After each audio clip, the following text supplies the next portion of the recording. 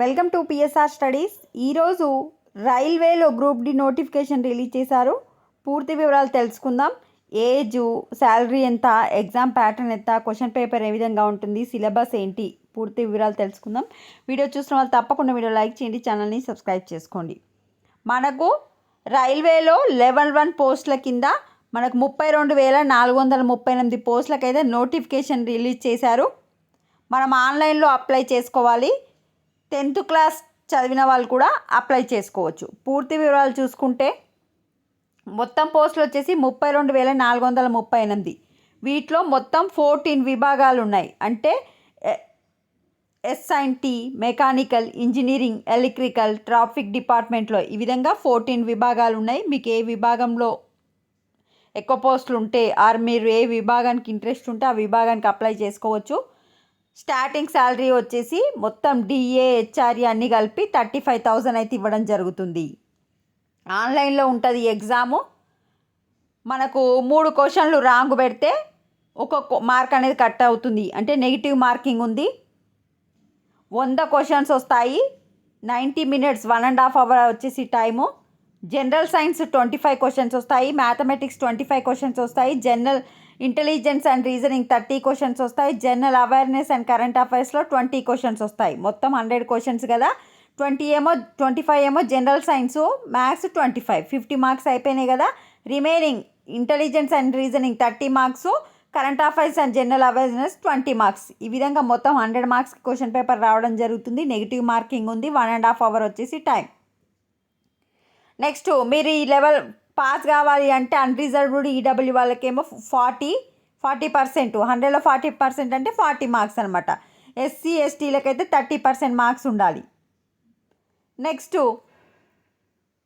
Physical efficiency test కూడా conduct చేయడం జరుగుతుంది. ఫస్ట్ మనము ప్రైమరీ ఎగ్జామ్ ప్రిలిమ్స్లో కనుక పాస్ అయితే నెక్స్ట్ వచ్చేసి ఫిజికల్ ఎఫిషియన్సీ టెస్ట్.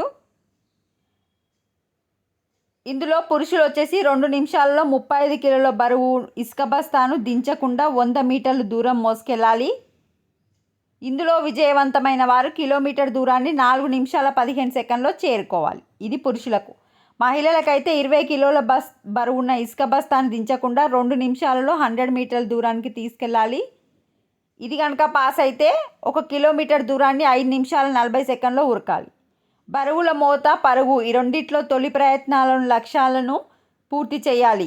పీఈటీలో నెగ్గిన వారి జాబితా నుండి విభాగాల వారిగా పరీక్షల్లో ఎక్కువ మార్కులు పొందిన వారి ధృవపత్రాలను పరిశీలిస్తారు.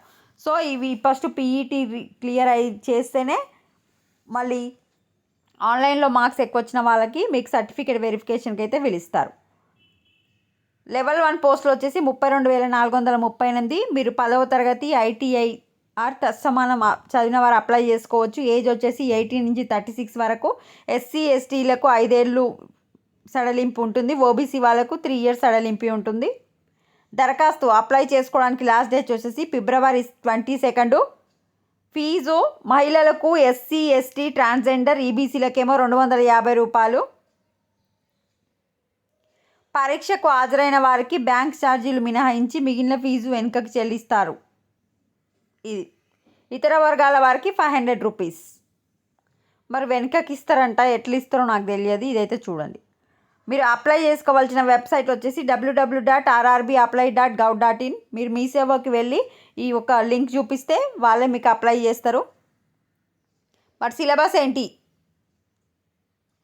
ప్రకటనలో సిలబస్ వివరాలు పేర్కొన్నారు. ఏదైనా విభాగంలో ఒక అంశంలో ప్రాథమిక అంశాల నుండి ప్రారంభించి పూర్తిగా చదవండి. పరీక్షకు ముందు కనీసం 20 మార్క్ టెస్టులు రాస్తే మీకు ఎక్స్పీరియన్స్ అనేది వస్తుంది. బాగా ప్రయత్నిస్తే 70 మార్క్స్ స్కోర్ చేయగలరని చెప్తున్నారు. నెగిటివ్ మార్కింగ్ ఉంది కనుక జవాబు తెలియని వాటిని వదిలేయాలి.